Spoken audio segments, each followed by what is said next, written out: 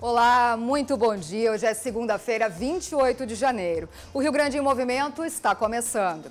E no programa de hoje, você vai ver. Polícia já tem suspeitos do tiroteio que matou 3 pessoas e feriu outras 3 na Cidade Baixa, na capital. Mais de 1 tonelada de alimentos foram arrecadados em Porto Alegre para ajudar as vítimas do rompimento da barragem de Brumadinho, em Minas Gerais. Médico alerta que os sintomas da dengue podem ser confundidos com os da gripe. No esporte, Grêmio joga pela primeira vez no ano na Arena nesta segunda-feira contra o Juventude. Inter sofre segunda derrota seguida, desta vez para o São José, no Paço da Areia. O Rio Grande em Movimento está no ar.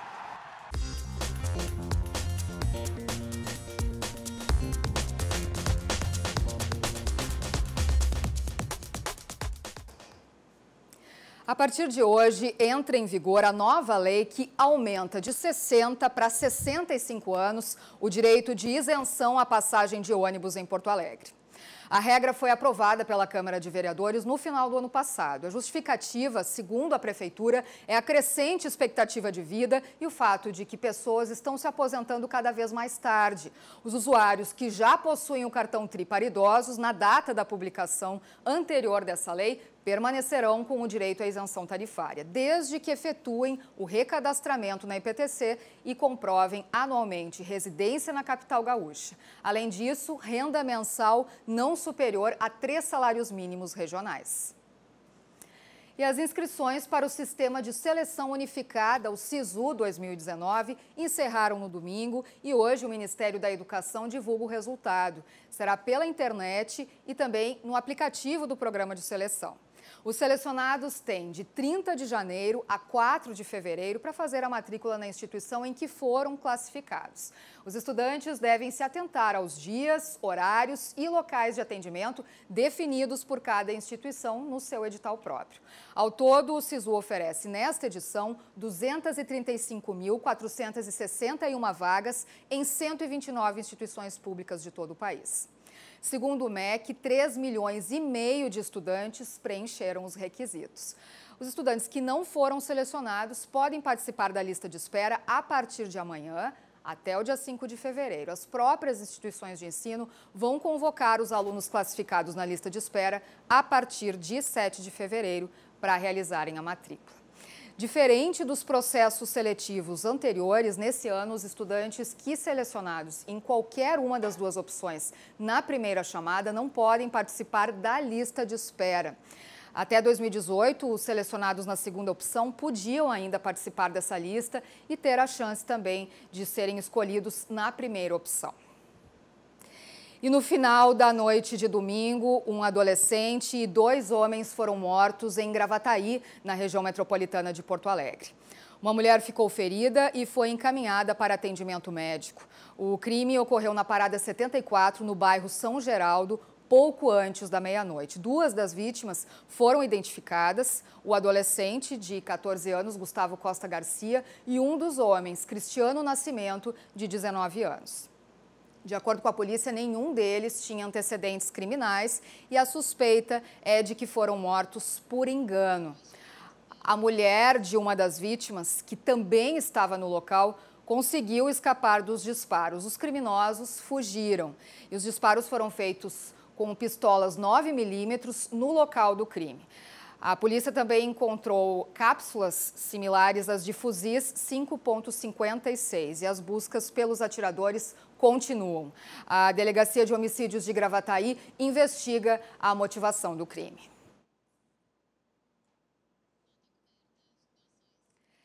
E nesse final de semana, muitos porto-alegrenses e pessoas que passavam aqui pela capital tiveram a chance de auxiliar as vítimas da tragédia de Minas Gerais. Foram disponibilizados alguns pontos de coleta, entre eles o ginásio Tesourinha. Além dos alimentos, aqui foram arrecadados materiais de limpeza, dezenas de roupas e cobertores, ração para os animais e centenas de litros de água mineral.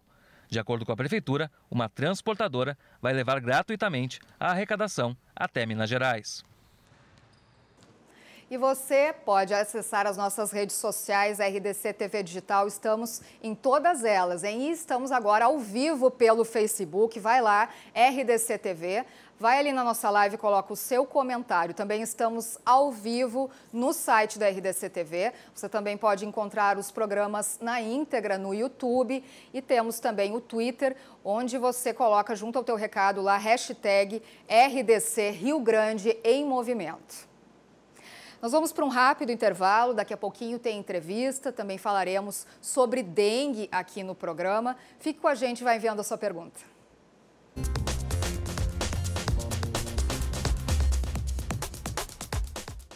Rio Grande em Movimento está de volta. Você vai colocando aí a sua pergunta, a gente está ao vivo ali no Facebook, vai ali em RDC TV Digital, ali na nossa página, a gente tem a nossa live, coloca ali a tua pergunta, o teu comentário ali embaixo e a gente traz imediatamente. A gente agora vamos falar sobre saúde, sobre dengue, você sabe quais são as diferenças, identificar os sintomas entre dengue, zika, chikungunya e até a gripe? A gente vai esclarecer isso agora. Coloca aí as tuas dúvidas, pois a gente recebe aqui no estúdio Benjamin Reutemann, que é médico da Secretaria Municipal da Saúde. Muito bom dia e bem-vindo. Bom dia, prazer estar aqui com vocês. Bom, vamos iniciar falando então dos sintomas, né? A gente ainda é difícil identificar, né? Ter a diferenciação, porque os sintomas são muito similares da dengue com outras doenças. Quais são elas? Então, a dengue, a zika, a chikungunya, a gripe que tu colocou, são doenças causadas por vírus e como tal, como todas as viroses, partem de sintomas semelhantes. Febre, dor no corpo, né? Às vezes dor de cabeça, mal-estar. O que caracteriza mais a gripe, que é uma doença mais comum no inverno, então nós temos agora um número menor de casos, são sintomas respiratórios agregados, coriza, tosse, né? Secreção.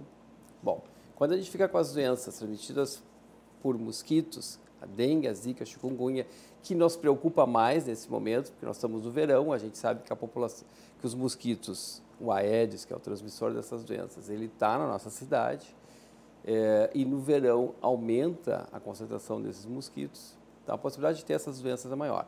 Dengue, zika e chikungunya, 3 doenças virais transmitidas por vírus, transmitidas por mosquitos, também causam febre, dor no corpo, dor de cabeça. Mas o que caracteriza mais uma do que a outra? A dengue dá febre alta, muita dor no corpo, caracteristicamente. Também pode ter exantema, ter manchas no corpo. A zika, febre baixa, um quadro mais leve. E o exantema, aquelas pintinhas do corpo, são sempre pruriginosas e olhos vermelhos, é outra característica da zika. E a chikungunya, mais precisa com a dengue, febre alta, dor no corpo e muita dor articular. É o que mais atrapalha, o que mais incomoda, é uma dor articular intensa. E o que a gente também tem que pensar nesse momento em relação às doenças não são apenas os sintomas, mas é a questão epidemiológica. Nós não temos circulação nesse momento, não temos casos de dengue, nem zika, nem chikungunya em Porto Alegre. Logo, o primeiro caso vai ser um caso que a gente chama de importado, ou seja, alguma pessoa, algum porto-alegrense, que passou os últimos 15 dias fora da cidade, Rio de Janeiro, São Paulo, Nordeste, né, turismo, passeando, não importa, e vai pegar a doença lá, vai vir aqui, vai ter os sintomas e aí que ele pode passar para outras pessoas. Por isso é importante o diagnóstico precoce. Porto Alegre ainda não, mas Panambi já teve registro de um caso autóctone. Exatamente. Em relação ao Rio Grande do Sul, Panambi é a primeira cidade, ou a única cidade nesse momento que tem caso autóctone. Por enquanto, ainda bem, né, doutor? Por enquanto, já tivemos aí momentos bem difíceis, né, relacionados à doença. Acho que o senhor já estava ali na secretaria, também enfrentou esse momento. Né? Exatamente. A gente tem há muitos anos a dengue circulando, agora a chikungunya e zika nos últimos 4, 5 anos. E tem momentos de maior concentração, momentos de menor concentração. Mas também é importante, acho que ressaltar que o combate, além do diagnóstico precoce, se dá também do controle dos mosquitos. É uma coisa interessante que a secretaria, né, faz ali na vigilância. A gente tem 1.500 armadilhas espalhadas pela cidade. Sim. Que captam esses mosquitos e eles são periodicamente contados, né, para se ver se a concentração de mosquitos está aumentando. E mais, esses mosquitos também fazem uma análise para ver se eles estão com o vírus dessas doenças circulantes. Claro. Então, nesse momento, A gente até há 3 semanas atrás estava com sinal verde, quer dizer, a concentração era baixa, agora começou a aumentar. Já estamos no laranja, a concentração de mosquitos está maior, mas todos os mosquitos, nenhum deles carrega o vírus. Certo. Bom, vamos então finalizar ali a questão dos sintomas, né? É muito fácil confundir. Então, além daqueles que o senhor citou, tem alguns outros também. Tem manchas na pele.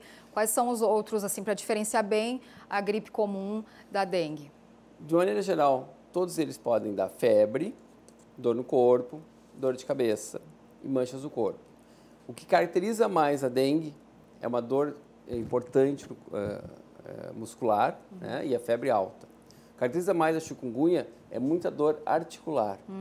E o que caracteriza mais a zika é um quadro de febre mais baixa, mas o exantema pruriginoso, coceira, e os olhos vermelhos. É a que caracteriza mais a zika. Né? E no caso de ter dor de garganta, tosse, aí já pode ter certeza que não é dengue, né? Se tem sintomas respiratórios, provavelmente é um quadro ainda gripal. Né? Também, muitas vezes, a gente não faz o diagnóstico perfeito, ou a gente não tem certeza do diagnóstico, a gente faz exames para 1, 2 ou 3 doenças. Só o laboratório vai descrever qual que é a doença correta. Perfeito. E ainda, em relação à zika e a chikungunya, acredito também que a população não tem muita informação a respeito, né? Assim... A dengue, quase todo mundo já sabe, né, como proceder. A dengue tem há mais de 10, 12 anos de circulação, né, no Brasil e no mundo. Existem 4 vírus que causam dengue. Então, a dengue, ela continua sempre sendo uma ameaça. A chikungunya e o zika são causados por um vírus. Então, tu passa por um país, por uma cidade, as pessoas algumas têm a doença e elas ficam imunizadas e não voltam a ter a doença. Né? Dengue tu pode ter mais de uma vez. Agora, a zika e chikungunya tem uma vez só. Então, tu passa, desaparece, até provavelmente zika atualmente está em diminuição a incidência no resto do Brasil. Talvez a gente não seja uma ameaça importante mais. A chikungunya ainda tem muitos casos no Brasil e a dengue sempre é uma ameaça, porque sempre tem um novo vírus aparecendo. Mas a prevenção é um trabalho que é constante, né? A gente tem aqui em Porto Alegre, inclusive, tem as rotas, né? Então, tem os bairros ali que recebem a vigilância e os funcionários da prefeitura que fazem ali todo o combate, né? Exatamente. O combate, o enfrentamento da doença tem duas partes. Uma é, que a gente está falando, diagnóstico precoce. A pessoa que tem esses sintomas vai consultar e a pessoa que está atendendo vai ligar para nós, a gente vai conversar e orientar em relação à coleta de exames, enfim, o que vai ser feito. E a outra maneira de combater ou de evitar essa doença é combatendo o mosquito. Né? Então, cabe às pessoas, aquelas orientações que já são, né, já também estão cansadas de ouvir, evitar o acúmulo de água, né, para evitar que haja criador dos mosquitos. Então, cada um na sua casa, no seu ambiente, deve fazer esse trabalho. Claro que também a entidade pública também deve recolher o lixo, evitar que lixos... Acúmulos de lixo para não ter foco. Exatamente. Essa é a outra maneira que a gente tem de combater ou de evitar a doença. Pois é, doutor. O senhor, como já está lidando com isso há muito tempo, eu vou ter a liberdade de te perguntar algumas coisas também sobre o mosquito para o pessoal ficar alerta. Por exemplo, tem os períodos de chuvas que a gente tem tido agora no verão bastante, né? E principalmente aí no interior do estado, que tivemos, inclusive, temporais e cheias. Enfim, tem muita água também parada. E depois das chuvas e também das altas temperaturas, costuma ter um trabalho de intensificação, né, do combate aos focos. Por quê, doutor, isso acontece? Então, como tu colocou, o mosquito ele gosta de água e calor. Então, no verão, quando tem chuva, né, se torna propício para o desenvolvimento do mosquito. Acaba com as chuvaradas, acaba acumulando água em vários locais, né, às vezes até na rua, enfim, pneus, lixo solto. E ali o mosquito gosta de se desenvolver. Então, tem o calor, tu tem a água parada, tu tem um momento propício para o desenvolvimento do mosquito. Aí que entra também a questão da sociedade, né? Se mobilizar para evitar ou para que haja esses locais de criação, de criador de mosquitos. Perfeito. A gente tem também a questão, os ovos eles sobrevivem por muito tempo, né? Então, tem muitas medidas, não é só cuidar do acúmulo de água, tem várias medidas a ser tomadas, né? Alguns estudos mostram que ele pode durar até 1 ano, ou seja, no inverno eles podem ficar latentes e quando chega o verão, quando a situação é propícia, acumula água, calor, eles podem eclodir e virar um mosquito. Então, assim, esses cuidados não devem só ser restritos ao verão, deve ocorrer o ano inteiro. Então, por isso que depois que passa a chuva ali, um bom tempo, aí a gente parece que vê mais mosquitos mesmo, né? Exatamente. Realmente eles reproduzem mais. Como é que a gente pode reconhecer o Aedes aegypti? O Aedes aegypti é parecido com o famoso pernilongo, né? Que eu vou falar um termo que é o Culex, mas ele é rajadinho, ele tem aquelas pintinhas branca e preta. A gente olha e acho que todo mundo distingue isso. Atualmente todo mundo. A gente recebe muita ligação de pessoas, eu estou com um Aedes aqui em casa, o que eu faço, né? Só pela perninha já dá para reconhecer ali. E também ele voa muito baixo, né? Ele tem ele voa baixo, o alcance dele normalmente é 100, 150 metros, ele não vai muito longe. Por isso que até aquelas ações que se faz quando a gente tem um caso comprovado, há uma ação, né, para diminuição da população de mosquitos ao redor, um perímetro de 50 a 100 metros ao redor daquela residência, para diminuir a população de mosquitos, para que não transmita, não passe para outras pessoas a doença. Certo. E gosta muito de preto também, né? Da cor preta. E de tardezinha, o período que ele gosta mais também de atuar, de tardezinha, né? De madrugada não, de manhã, no meio da manhã também não.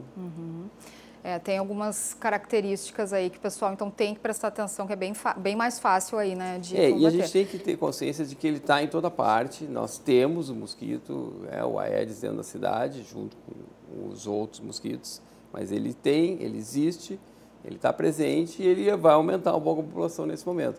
Também acho que cabe colocar que uma das maneiras de se proteger é também usando repelente, quando tem um período ou numa área que tem muitos mosquitos, ou usando roupas manga comprida, ou protegendo a pele da picada dos mosquitos.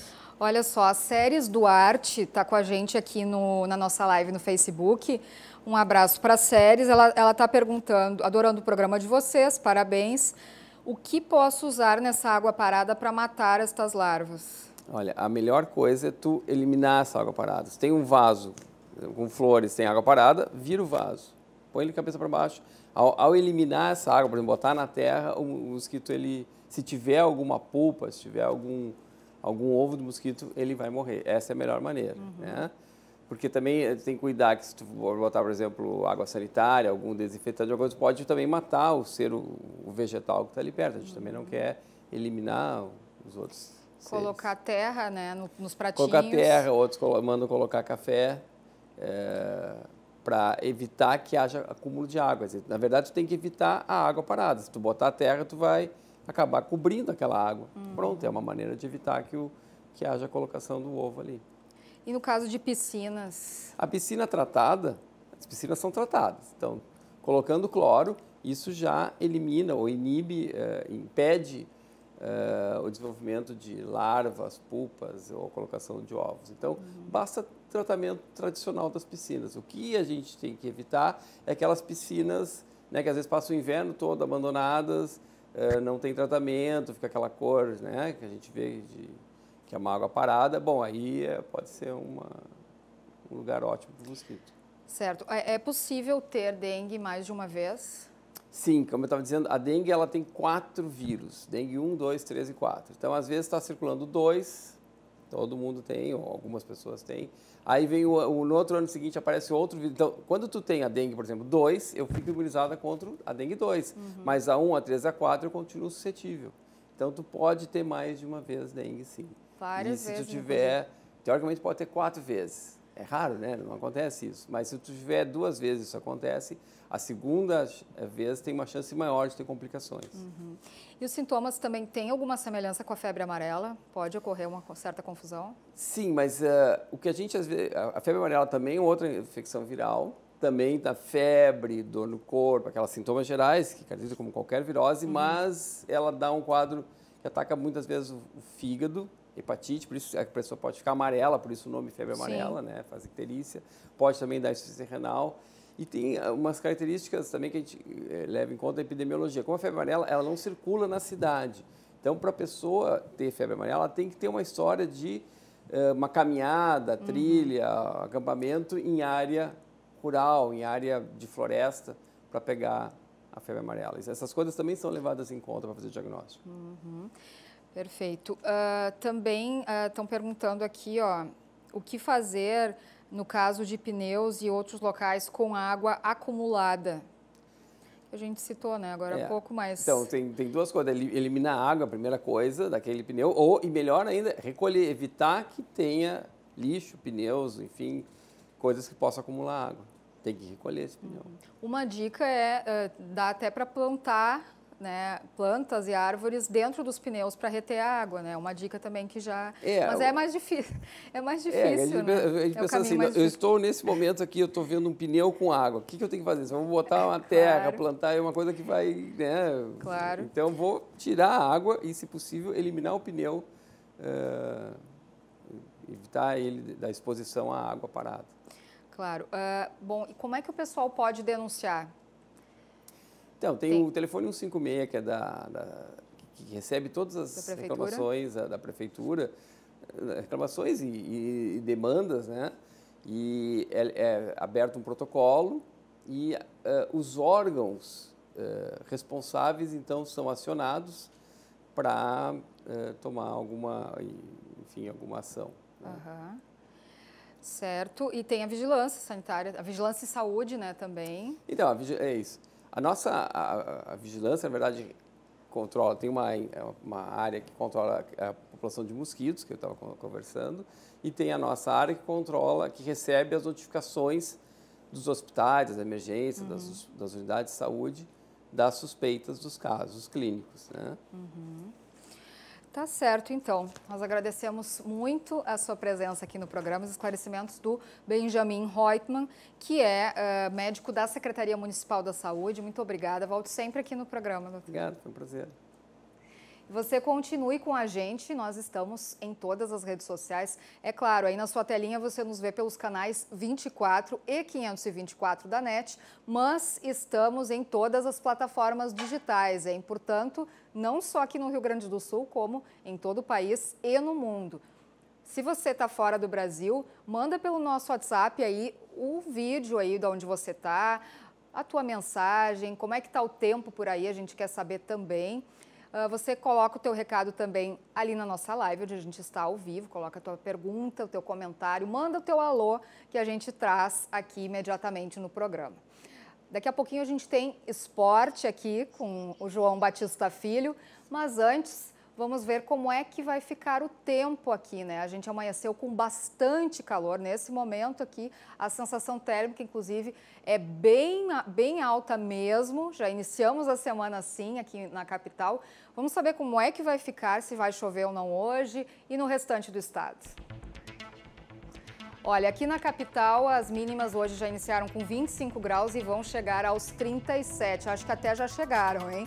Com previsão de pancadas de chuva. Em Caxias do Sul, mínima de 30 graus, mínima de 19 graus e as máximas chegam aos 30 graus ali na Serra Gaúcha. No sul do estado, amanhecemos com 21 graus, as máximas vão chegar aos 33. Em Capão da Canoa, há previsão aí de pancadas. Mínima de 24 graus, as máximas chegam aos 31. E na região central, em Santa Maria, tivemos mínimas de 24 graus e as máximas chegam aos 27. Então, a gente vê aí que ao longo do dia a instabilidade deve chegar em alguns pontos do estado. Nós vamos para um rápido intervalo, daqui a pouco tem esporte aqui no programa, fique com a gente.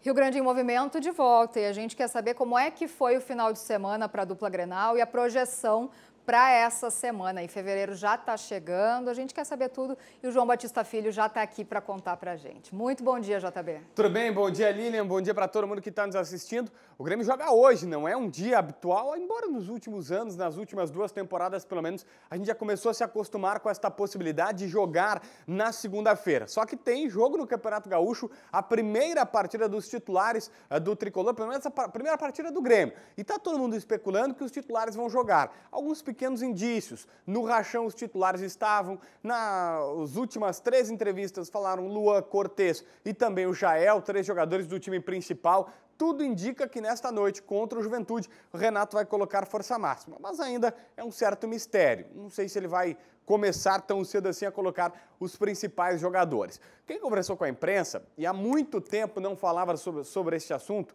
é o Luan. Tá todo mundo na curiosidade, né? O Luan tá 100%, tá recuperado, ficou de fora do ano passado e é o camisa 7 que está respondendo essa pergunta.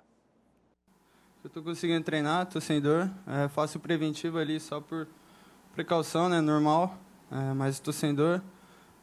Eu tive isso mais de 2 anos, joguei com mais de 2 anos assim com o pé, não foi fácil, mas eu nunca vim depois de uma partida, aí coloquei a culpa no meu pé para querer dar desculpa. Acho que se eu estava em campo, a responsabilidade toda é minha, então tentei sempre dar o meu melhor, sempre poder ajudar, sempre esse foi o intuito. E esse tempo que eu fiquei parado foi bastante importante para recuperar, né? Porque para essa lesão, o único tratamento é ficar parado. Mas eu não conseguia ficar tanto tempo parado. Queria estar sempre jogando. E depois, esses últimos meses, eu fiquei parado. Então deu para recuperar bem aí. Tô 100%. Baita notícia. Achei legal que o Luan disse, olha, há 2 anos eu sofro com isso, mas nunca fiquei dando desculpas, olha, não estou jogando bem porque eu estou sentindo o meu pé. Ele matou no peito a responsabilidade. E se agora ele está 100%, se recuperou, não tem mais as dores, o Luan pode sim ser um diferencial do Grêmio. Precisa da vontade, a gente sabe que às vezes ele tem que estar focado, tem que querer ser o diferencial do Grêmio e também, claro, de estar 100% fisicamente. Porque bola, ninguém discute, o cara tem, isso é inegável. Agora, futebol não é só bola, futebol não é só gramado, tem o bastidor também. E no bastidor, a gente sabe que o último ano foi de muitas provocações. Gremistas, colorados, Maicon, Dourado, e o Luan respondeu sobre essa questão das provocações do Clássico Grenal. Acho que foi mais iniciativa deles, né? A gente não vai para o jogo com esse intuito, a gente vai somente para poder vencer. Isso foi consequência do que eles disseram lá, a gente revidou daqui com títulos e está tudo certo. Isso faz parte da rivalidade, mas a gente vai encarar eles como vai encarar qualquer outra equipe no Campeonato Gaúcho, sempre buscando as vitórias para a gente poder ser campeão.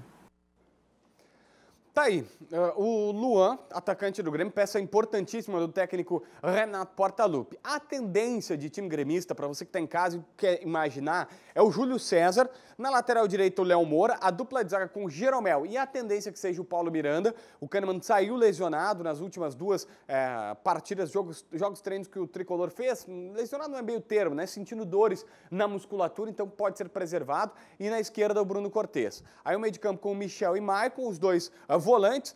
Ponta direita, o Montoya ou o Marinho, a tendência até que seja o Marinho, mas o Montoya também treinou por ali. Luan e na esquerda o Everton, no ataque o centroavante Jael, a escalação tricolor.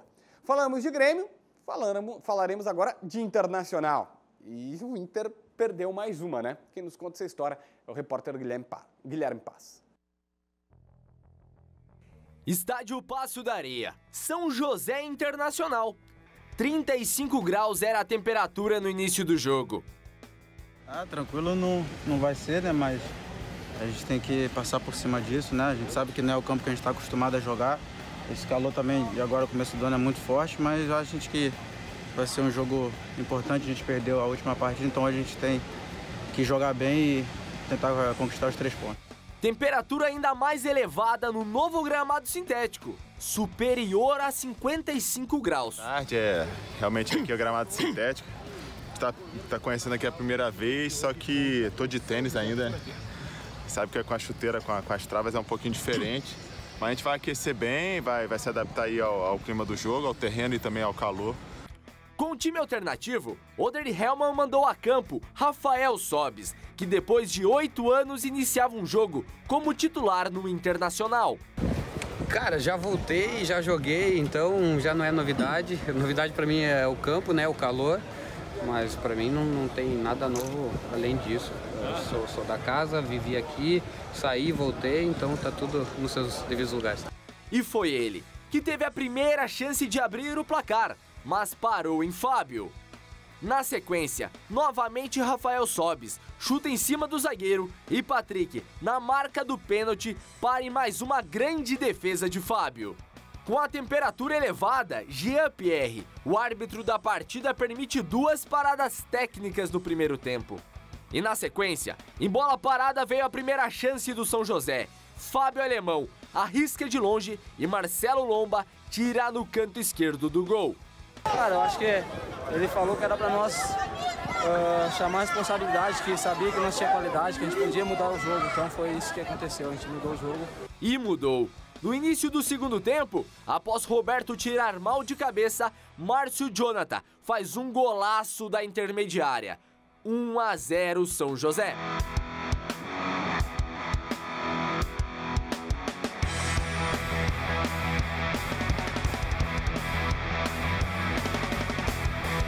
Tentando o empate, Oder Helma colocou o Trellis, o atacante colombiano que fazia sua estreia pelo Internacional. Mas não adiantou. Foi na falta cobrada por Thiago Pará, que Tássio cabeceou e fez 2-0 São José. Foi novamente na bola parada que o Internacional tomou mais um gol. É o terceiro em 3 rodadas. E com a derrota por 2-0 para o São José, a equipe agora ocupa a 8ª colocação no Campeonato Gaúcho. Sem desculpa do gramado, em primeiro lugar, sem desculpa de calor. Nós não perdemos por isso. Méritos do São José que ganhou a partida. Tirando isso, claro que nós temos mais dificuldade por não estar treinando todos os dias aqui do que o São José, mas sem desculpa de que gramado ou calor foi o que fez a gente perder a partida. Dificultou para nós um pouco mais? Dificultou, mas dificuldades para você vencer as partidas no Campeonato Gaúcho, na Libertadores ou em qualquer campeonato nós vamos encontrar e nós precisamos superá-las. Então é questão de superar e a gente não coloca na conta do calor ou do gramado a derrota. Entramos para vencer o jogo, com todo o respeito de sempre, mas entramos para vencer o jogo, coloquei uma equipe bastante ofensiva no jogo de hoje, acreditei, pedi para que os jogadores acreditassem e foi o que aconteceu, fizemos um bom jogo, o Inter também, tivemos a felicidade de ser vencedores.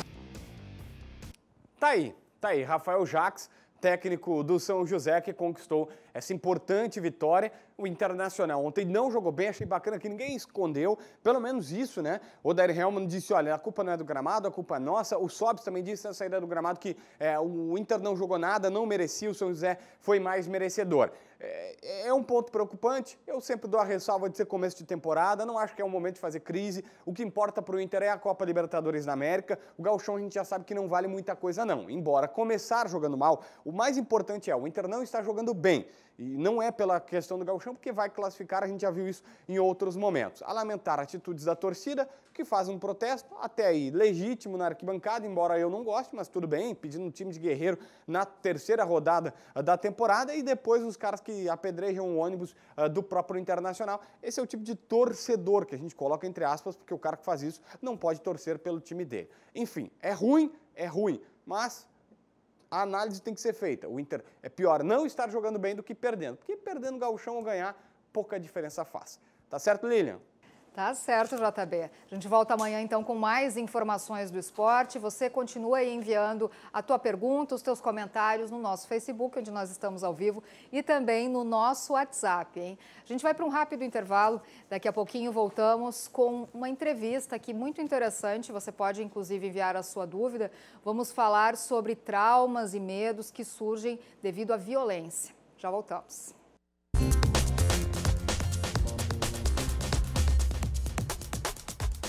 Rio Grande em movimento de volta. E agora a atualização do tiroteio que ocorreu na madrugada de sábado no bairro Cidade Baixa, em Porto Alegre. A polícia já tem suspeitos para esse crime, esse tiroteio aí que matou 3 pessoas e feriu outras 3 no último sábado aqui na capital. 2 delas tinham antecedentes criminais. As imagens das câmeras de segurança mostram a grande movimentação na rua João Alfredo, com centenas de pessoas. Ao lado deste carro branco está um homem de camisa rosa, que parece observar o que acontece na região. Começam os tiros e os ocupantes da rua correm. Em seguida, o mesmo homem de antes retorna para ver as vítimas no chão. Ao lado dele, outro suspeito que veste uma camiseta preta. A esta hora, a maioria dos bares já estava fechado. Nessas outras imagens, momentos após o triplo homicídio, pessoas desesperadas gritam na rua. Segundo a Brigada Militar, havia uma viatura da corporação próxima a esse local, só que ela precisou ser deslocada para uma outra ocorrência de assalto aqui na Cidade Baixa. Foi uma questão de minutos para que acontecesse o crime. Não podemos deixar de observar que estamos num período de férias, onde os efetivos de todas as forças de segurança se dividem entre as cidades onde estão lotados e o litoral, e, portanto, nós temos um menor número de agentes. Infelizmente, naquele momento, houve essa demanda à Brigada Militar, que precisou se ausentar, e provavelmente nesse momento foi que esses executores implementaram essa ação, infelizmente exitosa. As vítimas são Roger Abreu de Oliveira, de 24 anos, Salmeron Bartz da Costa, de 28, e Cassiane Alves Rocha, de 24. A jovem estaria apenas acompanhando os dois e foi pega no fogo cruzado, mas a dupla de homens já tinha antecedentes por ao menos 6 homicídios. Roger, inclusive, estava foragido. É possível nós afirmarmos, sim, que Roger era o alvo dessa ação criminosa, porque vinha sofrendo ameaças de um grupo rival, estava sendo procurado por algumas pessoas, é quem concentrou o maior número de disparos na ocasião. Nossas investigações são destinadas nesse momento a apurar quem são esses autores na sua totalidade e também os motivos que levaram a esse fato criminoso, que nós vislumbramos como uma das hipóteses o fato da vítima estar relacionada com o tráfico. Já há suspeitos que não podem ser divulgados para não atrapalhar a investigação. A Polícia Civil ainda pede que quem tem alguma informação ou reconheça um dos homens do vídeo entre em contato pelo telefone 0800 642 0121. Tá certo. A gente viu agora, esperamos que tenha anotado aí o telefone, senão é 0800 642 0121. Em cima desse crime aí a gente tem agora uma entrevista, porque esse é apenas um dos muitos que vem sendo registrados aqui em Porto Alegre, essencialmente ali no bairro Cidade Baixa, que nós sabemos aí que nos últimos anos aumentou bastante a violência ali, foi modificado ali o ambiente ali, para quem frequenta os bares e casas noturnas sabe que não é mais o mesmo, não é mais como era alguns anos atrás.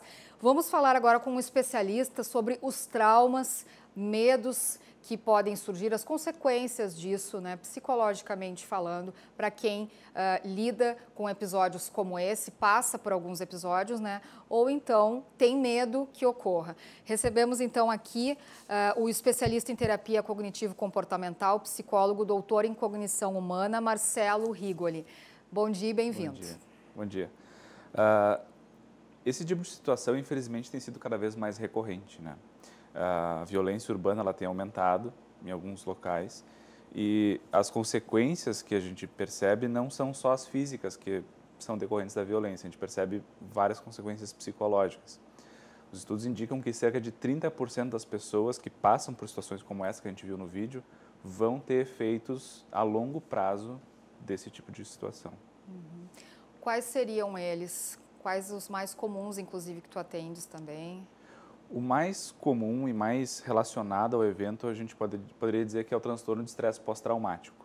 É um transtorno mental que acontece com mais ou menos 6, 7% das pessoas que passam por esse tipo de situação, em que ela passa a, então, ter sintomas como se ela não tivesse conseguido se recuperar daquele evento. É possível também desenvolver depressão e alcoolismo, ou outras substâncias também, uso e abuso. E a ansiedade, ela é muito frequente, né, hoje em dia também, Sim. Mas por quem tem medo de passar por situações como essa, ou também por quem passou? Esse transtorno de estresse pós-traumático, ele, até há pouco tempo atrás, ele era considerado um transtorno de ansiedade, né, porque ele tem muita ativação fisiológica, né? Mas é muito comum as pessoas já irem apreensivas para esses locais, né? E algumas dessas pessoas têm uma ansiedade tamanha que pode, inclusive, predispor elas a desenvolver esse transtorno no futuro, né? Bom, qual seria a tua orientação, então? Por exemplo, ali no bairro Cidade Baixa, né, é um dos que tem mais problemas, assim, nesse sentido, por ter uma vida noturna intensa ali, porque nos últimos anos a gente sabe ali que até a população de drogados ali aumentou, né, usuários de crack, enfim. Quem é morador do bairro, por exemplo, ou precisa, eu tenho uma conhecida que precisa passar sempre por ali no trajeto do trabalho, né? Como conseguir ficar calmo, tranquilo, né, realizando o que é possível realizar, né, como cidadão para se proteger da insegurança e o psicológico, que é tão difícil de controlar. Sim. Qual é a tua orientação? Acho que a primeira coisa é a gente entender que a ansiedade, ela, num primeiro momento, ela está ali para nos ajudar, né? Ela está ali para nos alertar de que pode ter um perigo, de que pode ter uma ameaça à nossa integridade física ou algo do gênero. O que, infelizmente, nessas situações, não é uma avaliação equívoca do ambiente, né? Porque o problema dos transtornos de ansiedade, de modo geral, é tu achar que tem perigo onde não tem. Só que ali tem, né? Então, a questão é tu conseguir discernir bem, bom, onde é uma situação onde de fato tem um relativo perigo e o que de fato eu posso fazer para enfrentar isso, me proteger, e o que eu tenho que aceitar que faz parte do acaso e que, enfim, eu estou sujeito e vulnerável a isso e eu vou ter que tocar a vida mesmo assim. Pois é, e a gente tem inclusive relatos, né, que nos últimos anos, na última década, até os Médicos Sem Fronteiras, eles começaram a atuar nesse sentido, né, dos efeitos da violência urbana, começaram a focar mais nisso também, né? Sim. Tão alto é esse índice também, não só aqui no Brasil, né? Infelizmente, né, de modo geral, a violência tem acontecido muito no ambiente urbano, né? E a questão é que essas consequências, elas perduram por muito tempo e trazem muitas consequências na saúde das pessoas, inclusive onera o serviço público de saúde, traz absenteísmo no trabalho, né? Então, tem uma série de consequências que vão além do indivíduo, né? Então, não é uma mera questão individual, é uma questão de todo mundo, né? Pois eu citei o Médicos Sem Fronteiras porque a gente teve aí essa grande tragédia aí, né, no final de semana em Minas Gerais, que é o que eles costumam atender mais, né? Mas para ver então o quão grave é essa situação, né? O quanto a violência tem atingido realmente a saúde, principalmente a saúde mental, né? E no caso então de homicídios, tiroteios, crimes em geral que a gente presencia, infelizmente, agora com mais frequência aqui em Porto Alegre. Tem também operações policiais, tem algumas regiões aqui que recebem mais constantemente, como na Zona Norte, Zona Leste, por exemplo, né? E estão os moradores sempre em alerta, né? Nunca sabem o que pode acontecer, não sabem se pode ter uma bala perdida, não sabem se pode, né, ser vitimado algum conhecido, algum parente. No caso de acontecer, né? A gente teria inúmeros exemplos para citar aí recentes. No caso de acontecer, então, um parente meu, por exemplo, um vizinho, um amigo, foi ferido em um desses ataques, foi vítima, faleceu, enfim. Qual é também a tua orientação para os familiares, para os amigos? Acho que, num primeiro momento, é buscar ajuda, né? Tanto na comunidade, das próprias pessoas que tem ali, e observar se a maneira como as pessoas estão lidando, como você mesmo está lidando, está aos poucos se tornando menos difícil. Se isso começar a perdurar por mais de 1, 2 semanas, ou mais de um mês, é bem interessante buscar ajuda, né, profissional. De preferência, não psicólogo, psiquiatra, independente? Independente. A gente tem na PUC um ambulatório especializado em trauma e estresse que oferece atendimento gratuito, né? Então, pode buscar lá o ambulatório do NEPT, que é o Núcleo de Estudos e Pesquisa em Trauma e Estresse, né? E funciona dentro da PUC. E a gente oferece avaliação e tratamento gratuito, né? Como é que os pacientes, as pessoas podem identificar que estão sofrendo com alguma patologia, algum desses problemas relacionados, consequência, né, dessa situação de violência? Nos primeiros dias é esperado observar muita coisa, como pesadelos, dificuldade para dormir, reações de sobressalto, que é quando dá um barulho a pessoa se assusta muito fácil, falta de vontade de fazer as coisas, baixa de libido, coisas do tipo que É comum. O problema é se isso começa a perdurar. Se depois de uma semana, 2 ou 1 mês, a pessoa continua tendo sonhos muito frequentes, continua tendo reações muito exacerbadas quando, por exemplo, vê uma notícia sobre o que aconteceu ou ouve falar, pode ser que tenha alguma coisa que ela precisa ver com um profissional. Né? A tendência é que a maioria das pessoas se recupere sozinha, mas tem uma boa parcela, então esses 30%, que vai precisar de ajuda. Né? E tem pessoas que parece que são mais sensíveis, né? Sim. Tem o temperamento já diferenciado da personalidade, às vezes, da pessoa. E mesmo assim, elas estão sempre muito ligadas a esse tipo de notícia, né? Isso também seria interessante tentar evitar para quem se sensibiliza muito fácil ou se impressiona também mais facilmente? Acho que para as pessoas que passaram por situações do tipo, não é interessante, num primeiro momento, ficar se expondo repetidamente, né? Então, por exemplo, lá em Minas Gerais teve esse evento, né? Então eu tenho um familiar que, digamos, estava envolvido. Não é interessante eu ficar me expondo a notícias e ficar querendo saber. É interessante eu me resguardar no primeiro momento, né? No futuro, é interessante que eu consiga me expor a essas coisas sem me sentir mal. Mas daí depende de pessoa para pessoa, né? Para as pessoas que não passaram, é interessante também não ficar focando muito nesse tipo de notícia, porque a gente sabe que isso vai criando uma percepção de que o mundo é mais perigoso do que talvez ele realmente seja, né? Então, às vezes tem uma certa distorção a partir da informação que é, bom, aconteceram esses 3 assassinatos, né? Quantos de nós íamos ficar sabendo que esses 3 assassinatos aconteceram se isso acontecesse 100 anos atrás, né? Talvez muito pouco, né? Então, a gente tem muito acesso a essas informações, então dá uma percepção de que o mundo é mais perigoso do que ele de fato é. Claro. É que a violência, esse tipo, né, de crime é mais frequente em algumas áreas da cidade e agora parece que não há mais isso, né? Ela pode estar, a qualquer momento a gente pode estar sujeito. Aqui em Porto Alegre isso não era tão frequente, né? Então foi deslocado ali para a Cidade Baixa, provavelmente, como a gente viu ali na matéria, é relacionado ao tráfico de drogas, né? Mas a gente tem visto esses crimes acontecerem no nosso meio, né? Que a princípio deveria ser um local de lazer ali. A gente não tem mais essa percepção de um zoneamento, né? De, bom, essa zona é segura, essa zona é perigosa, né? Então, vamos dizer assim, houve uma democratização da violência, né? O que, por um lado, é bom, porque faz com que todo mundo fique alerta e se faça algo, não fique isolado nas comunidades mais vulneráveis, né? Mas, por outro lado, aumenta a chance de vítimas, né? É verdade. Bom, você aí pode sempre enviar o seu comentário no nosso Facebook, só dar uma última olhada aqui para ver se a gente tem mais alguma pergunta. A Larissa manda um abraço aqui, também a Renata, um abraço para você. Muito obrigada, então, pela sua participação. Volte sempre aqui no programa. Obrigado, eu agradeço o convite. Um bom dia para você, até amanhã ao meio-dia.